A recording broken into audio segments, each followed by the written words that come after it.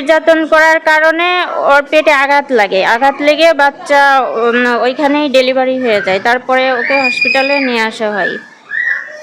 বাচ্চা অসুস্থ ছিল, বাচ্চা মারা গেছে গতকাল রাতে।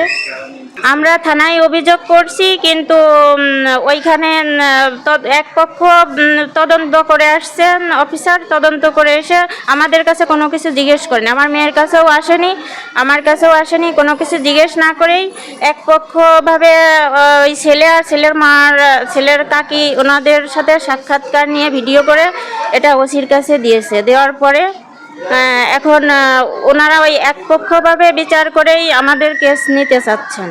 আমার মেয়ের বিয়ে হয় 2 বছর আগে, ওর কাকারা বিয়ে দেওয়ার পরে যে ছেলের সাথে বিয়ে হয় ওই ছেলে ওর বিয়ের 18 দিন পরে আবার আরেকটা মেয়েকে নিয়ে এসে বিয়ে করে। তারপর থেকে আমার মেয়েকে শারীরিকভাবে মানসিকভাবে নির্যাতন করে। এই 2 বছর ধরে এভাবেই নির্যাতন করে আসছে। বিভিন্ন সময় যৌতুক দাবি করে।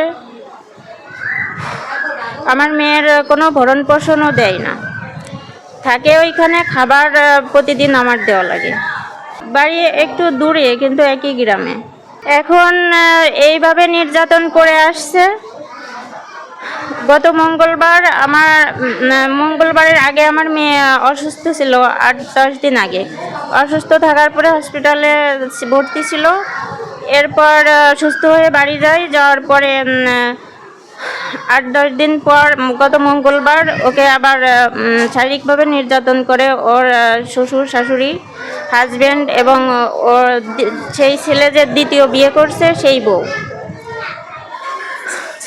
নির্যাতন করার কারণে ওর পেটে আঘাত লেগে বাচ্চা ওইখানেই ডেলিভারি হয়ে যায়। তারপরে ওকে হসপিটালে নিয়ে আসা হয়। বাচ্চা অসুস্থ ছিল, বাচ্চা মারা গেছে গতকাল রাতে। আমার মেয়ে এখনো অসুস্থ। প্রশাসনের কাছে দাবি এটার জন্য সুষ্ঠু বিচার আমরা পাই। আমরা থানায় অভিযোগ করছি, কিন্তু ওইখানে এক পক্ষ তদন্ত করে আসছেন, অফিসার তদন্ত করে এসে আমাদের কাছে কোনো কিছু জিজ্ঞেস করেনি। আমার মেয়ের কাছেও আসেনি, আমার কাছেও আসেনি। কোনো কিছু জিজ্ঞেস না করেই একপক্ষভাবে ওই ছেলে আর ছেলের কাকি ওনাদের সাথে সাক্ষাৎকার নিয়ে ভিডিও করে এটা ওসির কাছে দিয়েছে। দেওয়ার পরে এখন ওনারা ওই একপক্ষভাবে বিচার করেই আমাদের কেস নিতে চাচ্ছেন। আমরা নাকি মিথ্যা বলছি, এইগুলো বলছেন। আমরা এর সুষ্ঠু বিচার চাই।